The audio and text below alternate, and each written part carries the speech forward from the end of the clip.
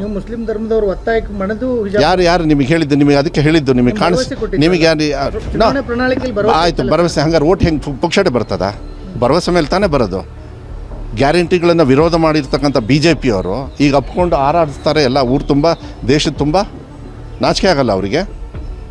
ಪ್ರಣಾಳಿಕೆಯಲ್ಲಿ ಒಂದು ನಿಮಿಷ, ನೀವು ಮುಸ್ಲಿಂ ಅಂತ ಯಾಕೆ ಹೇಳ್ತಾ ಇದ್ದೀರಾ? ದೇಶದ ಪ್ರಜೆ ಅಂತ ಹೇಳೋದಕ್ಕಾಗೋದಿಲ್ಲ. ಆಯಿತು, ನರೇಂದ್ರ ಮೋದಿಯವರು ಪಾಕಿಸ್ತಾನಕ್ಕೆ ಹೋಗಿ ಕೇಕ್ ತಿನ್ಕೊಂಡ್ಬಂದ್ರಲ್ಲ, ಕೋಟ್ಯಾಂತರ ರೂಪಾಯಿ ಖರ್ಚು ಮಾಡಿ, ಅದ್ರ ಬಗ್ಗೆ ನೀವು ಚರ್ಚೆ ಮಾಡಿದ್ರ ನೀವು? ನೋಡಿ, ನಾನು ಹೇಳ್ತಾ ಇದ್ದೀನಿ, ಮಾಧ್ಯಮದವ್ರಿಗೆ ನಾನು ರಿಕ್ವೆಸ್ಟ್ ಮಾಡ್ತೀನಿ, ಹೋರಾಟಗಾರರಿಗೂ ರಿಕ್ವೆಸ್ಟ್ ಮಾಡೋಣ. ಯಾಕೆಂದರೆ ನನ್ನ ಕರ್ತವ್ಯ, ನನ್ನ ಧರ್ಮ. ಮಕ್ಕಳ ವಿದ್ಯಾಭ್ಯಾಸಕ್ಕೆ ಅವ್ರಿಗೆ ಅನುಕೂಲ ಆಗೋ ರೀತಿಯಲ್ಲಿ ಯಾವುದೇ ಥರ ಭ್ರಾತೃತ್ವ ಅಂತ ಹೇಳಿ ಯಾಕೆ ಹೇಳ್ತೀರಾ? ಪ್ರೀತಿ ವಿಶ್ವಾಸ ಪಕ್ಷಾತೀತವಾಗಿ, ಜಾತ್ಯತೀತವಾಗಿ ಬರೀ ಭಾಷಣಕ್ಕೆ ಮಾತ್ರ ಇರೋದ? ಯಾಕೆಂದರೆ ಅನುಷ್ಠಾನ ಮಾಡ್ತಕ್ಕಂಥದ್ದು ಒಂದು ಪ್ರಜಾಪ್ರಭುತ್ವದಲ್ಲಿ ಆಯ್ಕೆ ಆಗಿರ್ತಕ್ಕಂಥ ಒಂದು ಸರ್ಕಾರದ ಕರ್ತವ್ಯ ಹೌದೋ ಅಲ್ಲೋ? ಅದನ್ನು ನಾನು ಮಾಡ್ಕೊಂಡು ಬಂದಿದ್ದೀನಿ. ನನಗೆ ಭಾಳ ಹೆಮ್ಮೆ ಇದೆ. ಯಾರ್ಯಾರು ಇದನ್ನು ದ್ವೇಷ ಮಾಡ್ತಾಯಿದ್ದೀರಿ, ಅದು ನೀವು ನರೇಂದ್ರ ಮೋದಿಯವ್ರ ವಿರುದ್ಧನೇ ಅಂತ ಹೇಳಿ ಅಂದ್ಕೊಳ್ಳಿ. ಮಕ್ಕಳ ಒಂದು ಭವಿಷ್ಯಕ್ಕೆ ನೀವು ಕೈ ಹಾಕ್ತಾ ಇದ್ದೀರಾ, ಕೈ ಹಾಕಬೇಡಿ ಅಂತೇಳಿ ನಮ್ಮ ಮನವಿಯನ್ನು ಮಾಡಲಿಕ್ಕೆ ಇಷ್ಟಪಡ್ತೇನೆ.